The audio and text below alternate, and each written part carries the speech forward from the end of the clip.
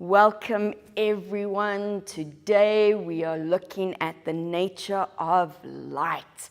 You've done it before in your curriculum. You've spoken about light being a wave. You've spoken about light being a particle. But what does that actually mean? Well, let's look at that, shall we? So, what we're actually getting to is, have you ever thought about how solar panels work? Solar panels have become a big thing for us because it's renewable energy. It's cheaper energy. It's a way to power things. But how do they work? What is their principles? Why are they so exciting? That's what we're going to investigate today. We are looking at optical phenomena. So we're going to look at the nature of light. We're going to do some revision of waves. We're going to do the photoelectric effect. We're going to do the photoelectric equation. We're going to look at how it affects current. And then lastly, we're going to look at spectra. Not all in this lesson, though. So the key words for today are wave. What is a wave? Frequency, amplitude, wavelength, wave speed. None of these should be new. You've seen these somewhere in your curriculum at some stage. And then the new one is photoelectric effect. That is new. So that's what we're going to look at today. So let's talk about the nature of light. Light has a wave nature, which you've done in previous years, and it has a particle nature, which you've also looked at in previous years. So the first thing we need to look at is, what does it mean when we say it has a wave nature? Well, waves can do certain things that only waves can do. The first one is refraction. Remember, refraction is when you have light come to a boundary. This is how you would have investigated it. And the light hits at an angle and then changes direction.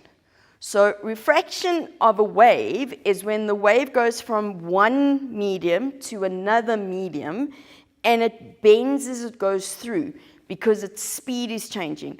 Only waves can do that. It's a specific property of waves. The other one is interference. Now, interference is when two waves meet and either they have constructive interference, so they make each other bigger, or they have destructive interference, so they make each other smaller. But only waves can exhibit interference. The next one is diffraction. Now that's something also that only waves can do. And to put it into an example for you, when you're looking through the windscreen or the window of a car at night, and you look at a street lamp, and it looks like it's got a halo, like it's all fuzzy around the ends.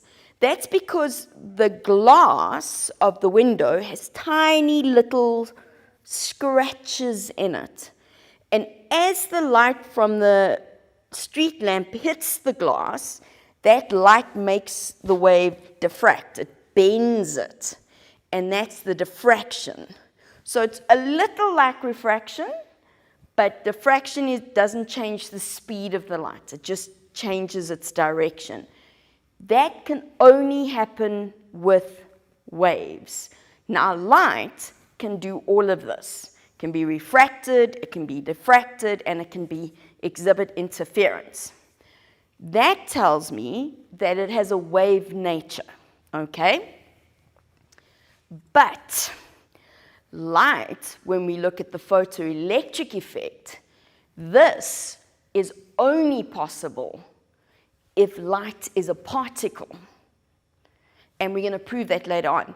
And this has been a debate in the science community, well, it was, for a very long time, for hundreds of years. Some scientists said it's a particle, some said it's a wave. They agreed on one, then they agreed on the other, and it was a big mess. Then along came a scientist called Max Planck. He did some work, and then Einstein, we all know about Einstein, he added to it. And eventually scientists agreed.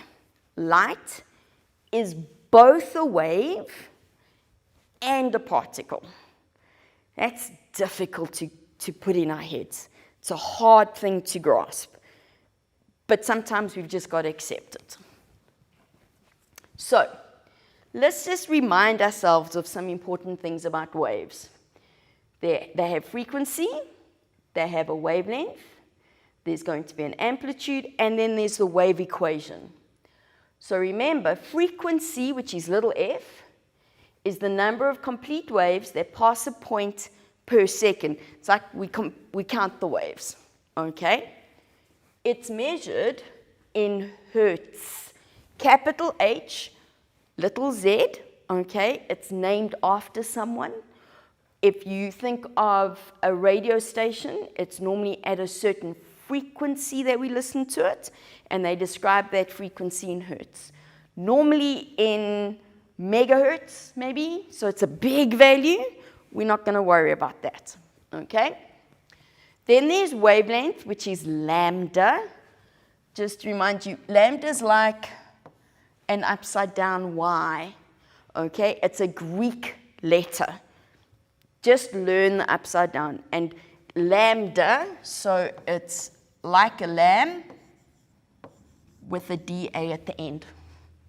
Lambda. It's very weird. We learn Greek while we're doing science too. It's the distance between two consecutive points on a wave that are in phase. So if I drew a wave, that's a very bad one, but just go with it. It's from there to there. That's the wavelength, from the top of two crests or the bottom of two troughs. Doesn't matter. Then it's measured in meters. Here we need to be aware of the fact that distance is in meters, just like for everything else. Frequency is f, measured in hertz. Wavelength is lambda, measured in meters. In this section, we are going to be working with very, very small waves, so we're going to need to convert them to meters. And it also means that because the waves are so small, the frequencies are going to be very high, okay? Then, of course, we get amplitude, and amplitude is the distance between the equilibrium position and the top of a crest or the bottom of a trough. That's the equilibrium position of my wave. This is a very badly drawn wave. That is my amplitude. It's like the height of a wave. So if you've ever watched on the news when there's a tsunami, for example, or you look at surfers, they wait for a wave that gets really high. They want a wave with a high amplitude, okay, so that it goes high. It's a big distance from top to bottom, and it's the equilibrium position. Amplitude, when we look at our waves, is the same going up and going down, okay? We're going to use perfect waves because we're looking at light. We're not going to look at waves that do all sorts of weird and wonderful things because we don't want to. Wave speed is f times lambda. Okay, here we go. That's our wave equation, where speed is frequency times wavelength. You must keep this in the back of your mind. We're going to use it lots. So, the photoelectric effect is the process, and we're going to investigate this, so don't worry too much, that occurs when electromagnetic radiation, particularly light, shines on a metal surface and ejects electrons from the metal. And that's all I'm going to say about that for now, because we're going to investigate that after a short break. So I'll see you in a couple of minutes.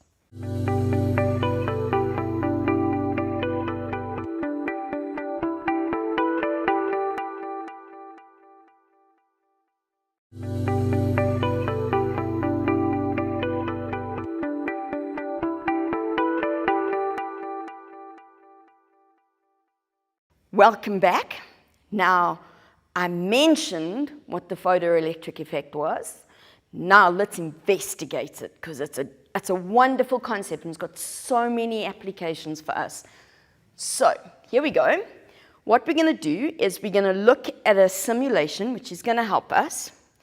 So, whoopsie, that's not the one I wanted. There we go. So basically what we have here is, this is a light source, okay, where I can change the light color of the light. It's going to shine on a piece of metal, which is over here. And what I'm going to look at is whether electrons get moved out of the metal, okay? And what we're going to look at is, does the brightness of the light make a difference, or does the frequency of the light make a difference? So I need to, it is actually switched on. Okay, so we're going to switch it on, and currently there's no light. The intensity is 0. So let's make the intensity a little bit more. So we're going to, there we go. Oh, look at that. Can you see? I have electrons moving. That tells me that this light is of such a nature that I can get electrons to move. And if I make the intensity very bright, it's not working that great, but they're actually going a little bit faster. We're not getting more, but they're going a little bit faster. Let's just make it go back to 50. Now, let's see what happens. There we go. If I change the frequency. Now, I'm going to change the frequency by changing the wavelength. And I need to remind you that wavelength and frequency are the inverse of each other. So if I make the wavelength bigger, I make the frequency smaller. Okay? So let's make the wavelength bigger. And oh, hang on, wait, look what's happened. Are we still getting electrons? Yes, but not as many. Can you see? Before we had lots, now we're not getting as many. Let's a little bit further along. Ooh, let's see, are we still getting? And we wait. Now they're moving very slowly, but I'm not getting any electrons now. So as I've made the wavelength bigger, I've made the frequency smaller, and there's this lone little electron. It's trying really hard to get to the other side. But what if we made the light brighter? Okay, because we know with normal waves, like if we think of a water wave in the sea, when the wave's got a very big amplitude, it's got lots of energy, and it's going to knock us over in the sea. So let's see if the same is here. So I'm going to make this very bright. Okay.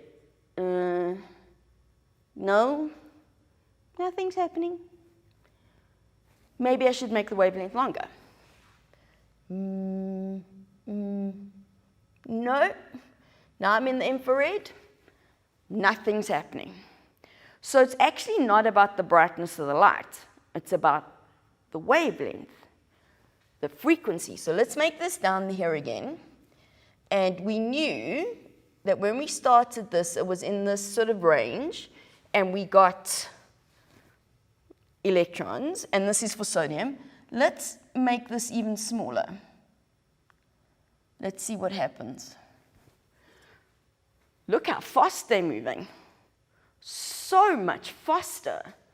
Okay, and we're getting lots. Now if I increase the intensity, make it very bright, we're getting more electrons, and they're moving fast, and there's the current. You can see I'm reading a current. If I make it less intense, the current gets smaller. If I change the frequency, current's also going to get smaller. But I'm still getting electrons. Now the question is it the same for every metal? Because here I'm using sodium. So let's stop it. Let's go to zinc. And I'm going to start zinc over there. Okay. So no current. I expected that. Let's go, and with the sodium, it was about 500 nanometers that we got a current. Let's see what happens here. So I make this smaller. Ooh, no current, no current, no current. Oh, look at that, no current. We get into ultraviolet. A little bit further, a little bit further. Let's see. Ooh, we can actually get there. Ooh, look at that. So to get current out of zinc, we need a very, very small wave. In other words, we need a wave with a very big frequency. Zinc and sodium allow electrons to move out of it at different frequencies. This is important to know because just because light shines on a metal doesn't mean that the electrons are going to come off it. There are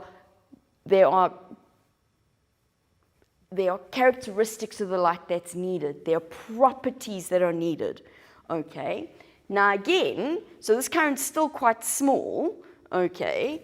If I go to the smallest I can make it on here, my current's still very small compared to what it was with sodium. I can make the current bigger by making the light brighter, but it still has the same velocity. That's quite important. If I go to copper, copper's got a much higher current at the same frequency. So let's see where copper stops. Already it stopped. Copper also is like zinc. What about gold? Oh no, platinum. Look at platinum. Ooh, platinum likes this. Platinum's nice for this. So if we do here, we can still get a current, still get a current, still get a current. Oh, there we go. But now, did we get a current from, oh, sorry, that's calcium, sorry, not copper. What am I talking about? There's sodium. Sodium, we got a current.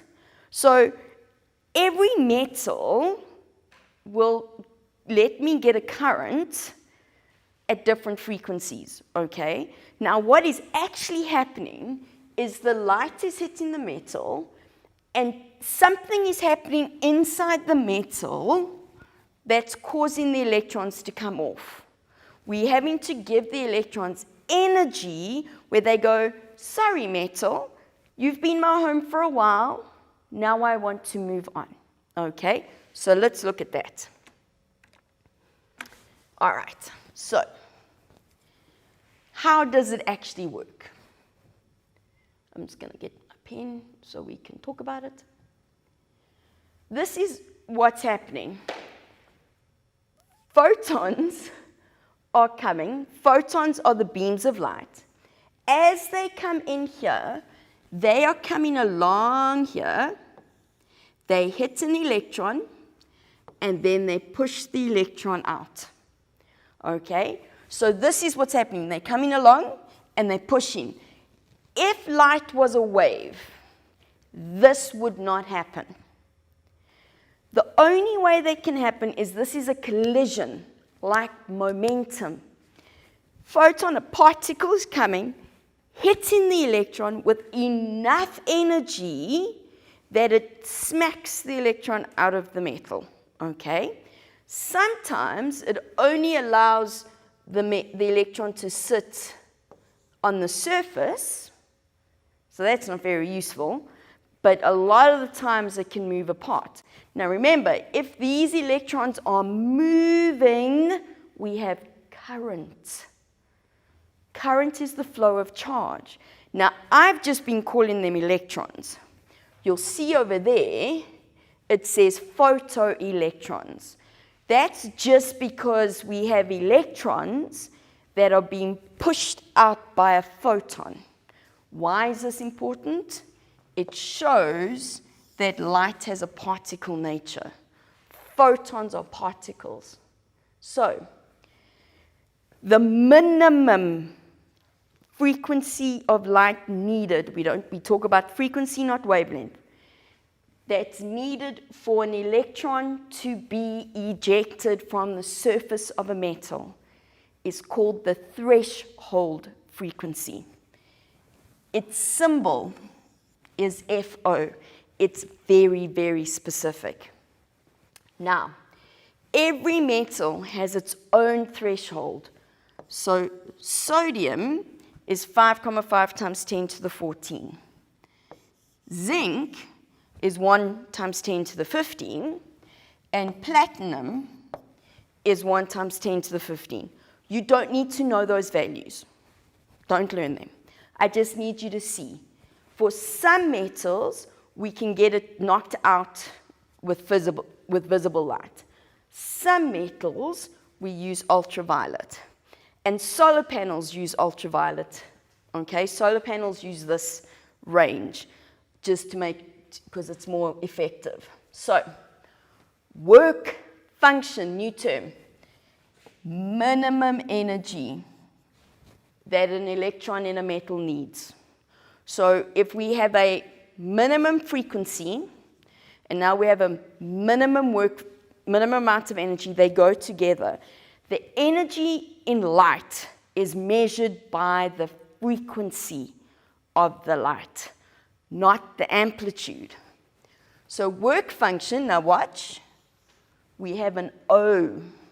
It goes with the threshold frequency.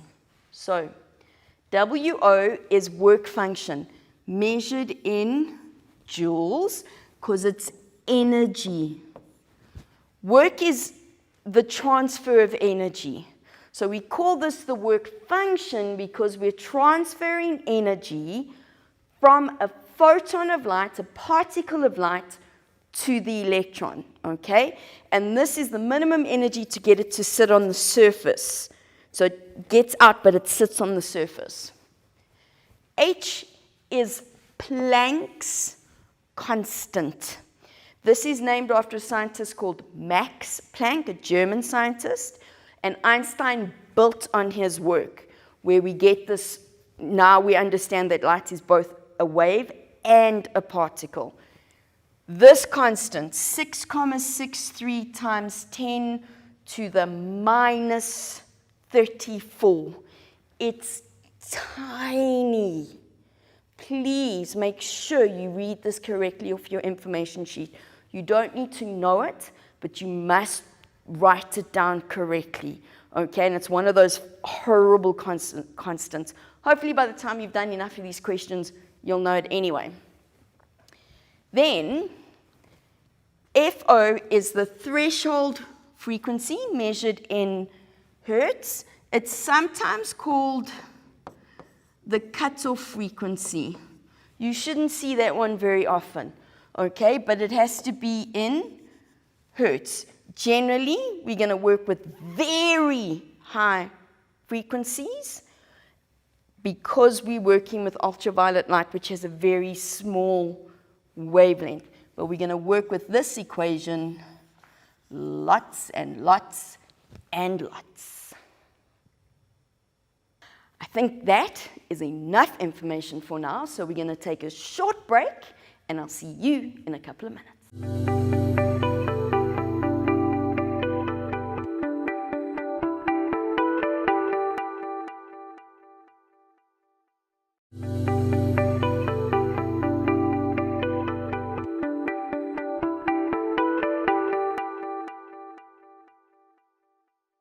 Welcome back. So we've been investigating the photoelectric effect. We now need to do a little bit more theory because there's some explanations that need to go with it. But we're going to now try and apply what we've learned. Okay? You ready? Let's go. So the first thing I'm going to ask you is, what does the photoelectric effect prove about the nature of light? So, what does it prove? The whole point of the photoelectric effect is that it shows us that light has a particle nature. Okay? So what does it prove? Light has a particle nature. Now, note that I didn't say that light is a particle, because it behaves like a particle, but it also behaves like a wave. It's one of those weird little concepts where, is it actually a particle or is it a wave? Well, it's neither, and it's both, because it depends on the situation. How do I know that it's behaving like a particle? Because when electrons get ejected,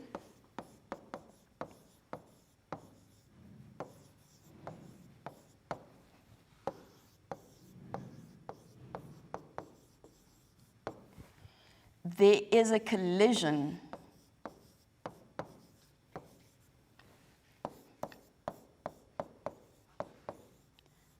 between the electron and light.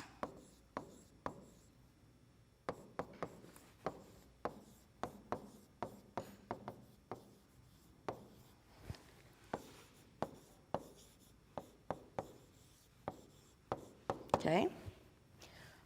For the electrons to move, light must be behaving as a particle.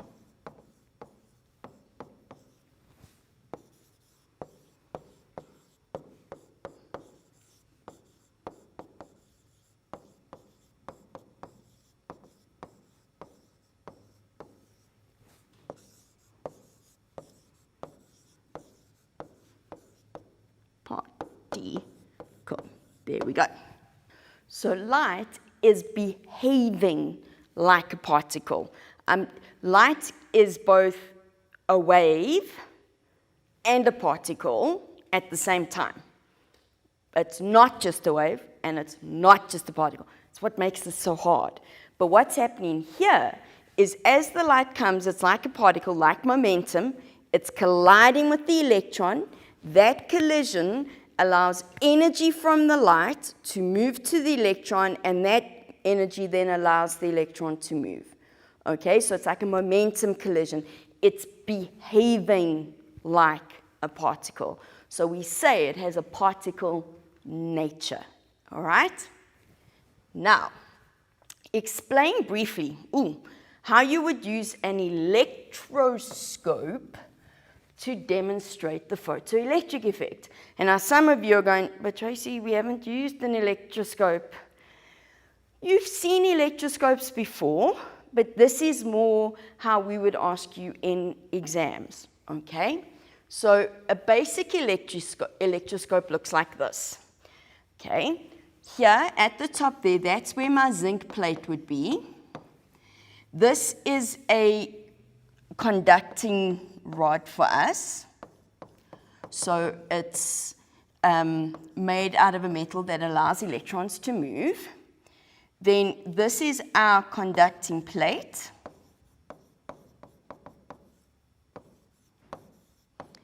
And then over here, this little piece there, that's called a gold leaf. What this really is it almost looks like tin foil, like aluminum foil we use in cooking, but it's gold, and it's very, very, very, very thin. They are extremely delicate, okay? But we use them because they can conduct electricity so well, so they can gain charge quickly. What the electroscope allows us to do is look at the movement of charge. First thing we have to do with this is we need to charge the electroscope. So we make the electroscope negatively charged. We're not concerned with how we charge the electroscope. You would have done that hopefully in previous years when you were looking at charging, how the different ways we can charge an electroscope through touch or through induction. We're not worried about that. The point is we've charged it. We've given it excess negative charge. What's important here is that the gold leaf and the conducting plate are away from each other. They're both negative. So we have the gold leaf, they're both negative, so the gold leaf's repelled from the conducting plate. They're not attracted to each other. Why do I want a negatively charged electroscope? Because with the photoelectric effect, I'm looking at how electrons get pushed out. If it's positively charged, the electrons aren't going to want to go anywhere because they're attracted to the positive. So we have excess electrons so that when I shine the correct light onto the electroscope, electrons can come off. But the electrons are only going to come off the zinc plate. Okay? So what we then do is we shine light onto the electroscope. Okay?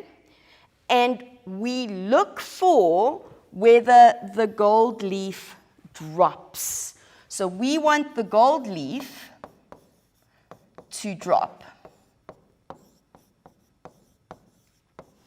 But the gold leaf will only drop if electrons go away. Because if we take electrons off the zinc plate, this becomes less negative. If it's less negative, then they're not going to be as far away. They're going to come down. And if we allow enough electrons to come off, it'll go flat because it'll become neutral. But what are we looking for? The electrons leave the zinc. But here, and they do like zinc, in particular as a metal you should know. This only happens when we have light in the ultraviolet part of light. So it's at the top end of the frequency, so it's a very small wavelength. We can't see ultraviolet light. Sometimes it's called black light. So if you look at TV shows and they shine that purple color light and it allows things to reflect back, it's good for glow-in-the-dark stuff. All right, you see glow-in-the-dark stuff really good. It's called a black light. It's not actually black. It's ultraviolet. So when you can see it with black lights, it's got that violet-y blue hue to it, color to it. The sun gives us UV. That's what gets us sunburnt, is ultraviolet light, okay? But it's a very small wave with a big frequency, and zinc will only allow electrons to move when we shine ultraviolet light onto it. So if we want to demonstrate the photoelectric effect, we have a zinc plate on the electroscope, negatively charge the electroscope, and then shine ultraviolet light on it. The electrons will then move out, and the gold leaf will drop. If we make the light normal light, nothing will happen. The gold leaf will stay where it is. Doesn't matter how bright you make it. You can even make it as bright as the lights we have in the studio. It doesn't make a difference. The intensity of the light, the brightness of the light doesn't matter. It's about the frequency, okay? So, lots of theory, lots to think about. Go back and learn the electroscope because they are going to ask you that. It's one of those nice ones which they sort of wiggle into a paper, okay? We're going to take a short break, and then we'll do some more questions when you get back. See you in a couple of minutes.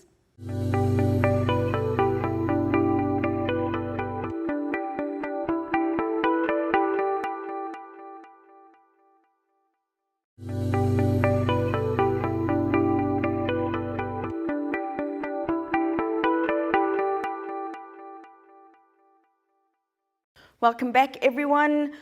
We've been doing photoelectric effect, and now we're going to do some calculations with that horrible number of Planck's constant, but it's okay. We can do this. Let's go.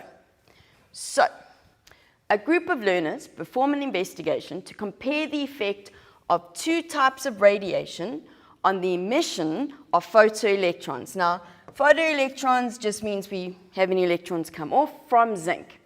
They place a zinc plate on top of the disk of a negatively charged electroscope, We did that just now.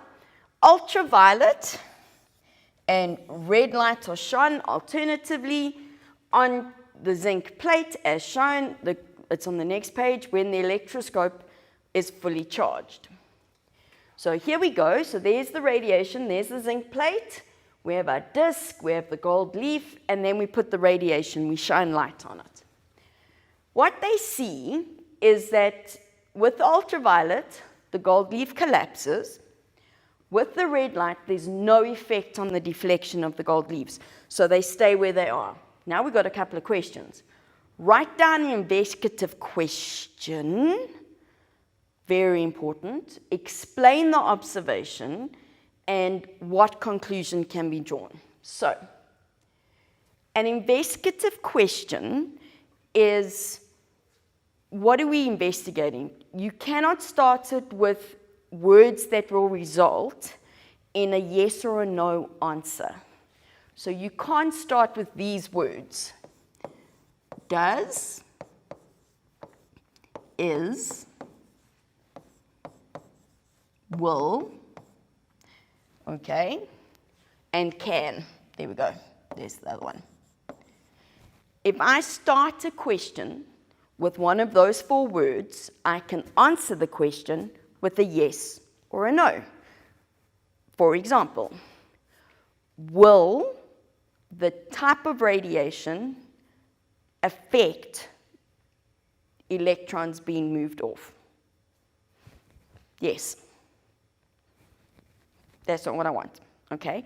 We need to recognize that we're looking at the type of type of radiation and where the electrons get emitted. So, what we're going to start with is, how does,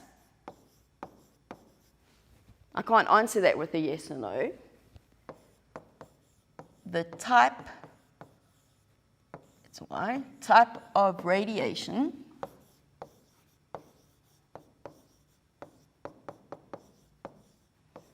affect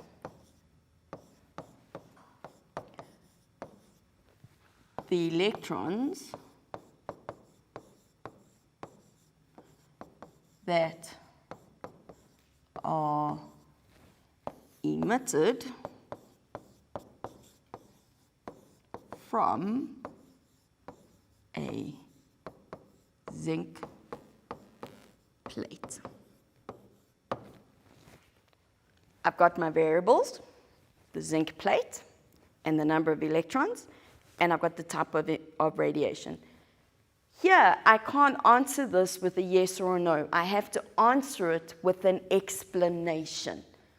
It's a question, so we can't start with to determine. It must be a question, must end with a question mark. Now, the other question was explain the observation made for ultraviolet light, and I didn't leave myself enough space, so I'm going to do it here quickly. Why? Electrons are emitted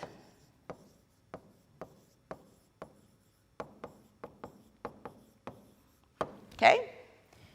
Therefore, electroscope less negative.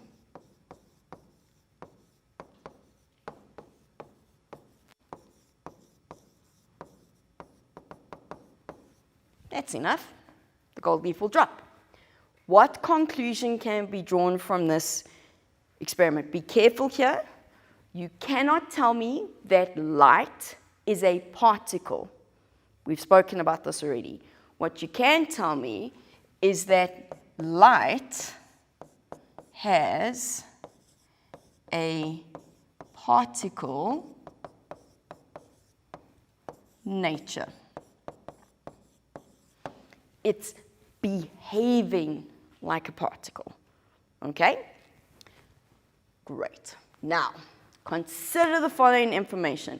I did say to you at some stage that you don't need to learn the threshold frequencies of different metals. You do not need to learn their work functions.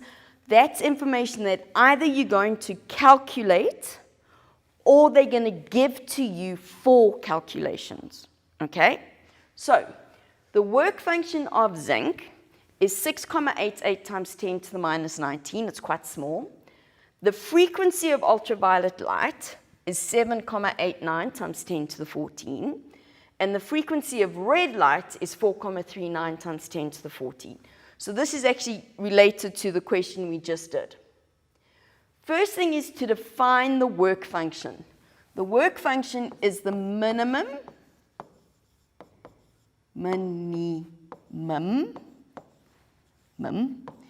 energy required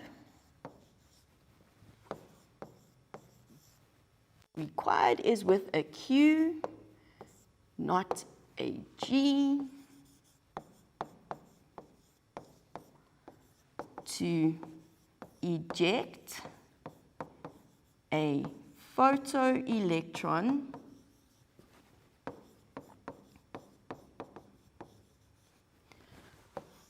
from, now be careful here, the surface of a metal.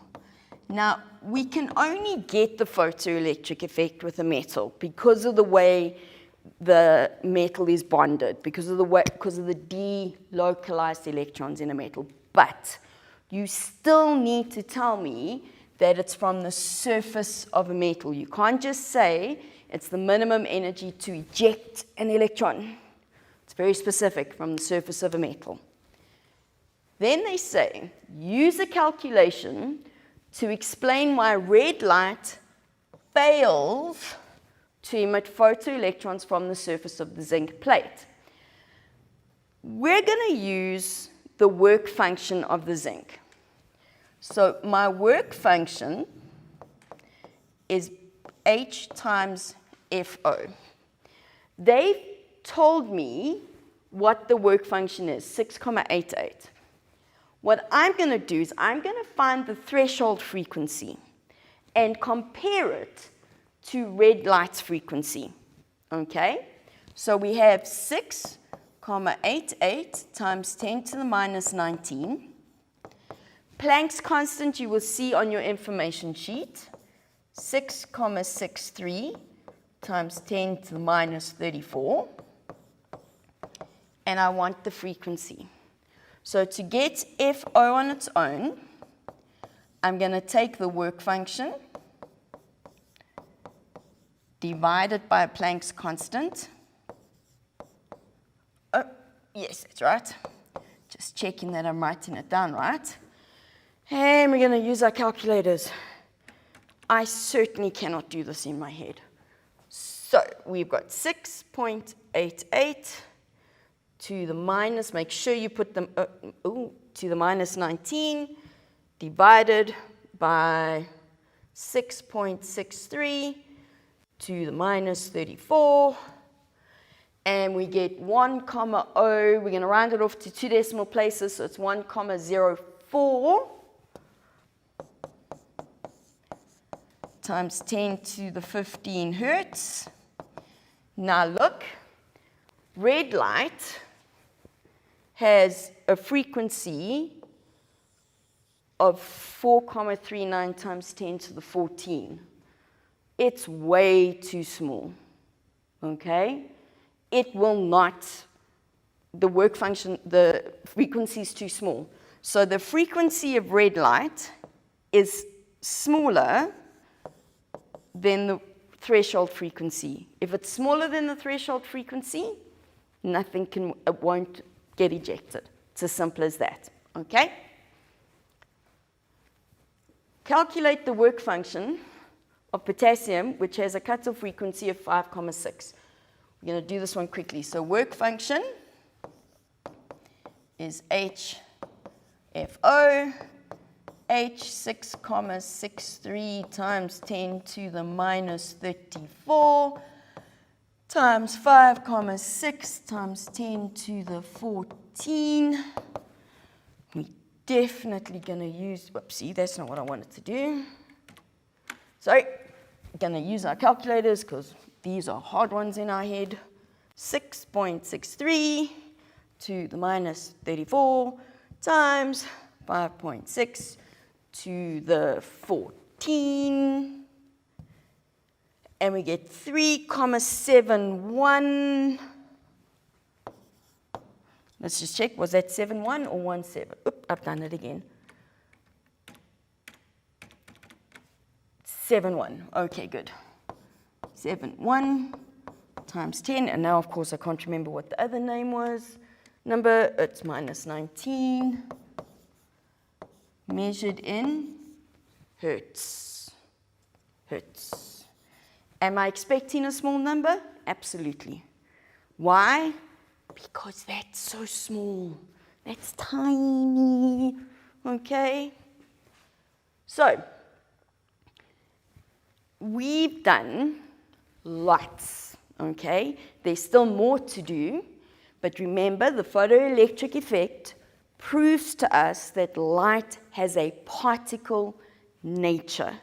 But not just any light can eject electrons.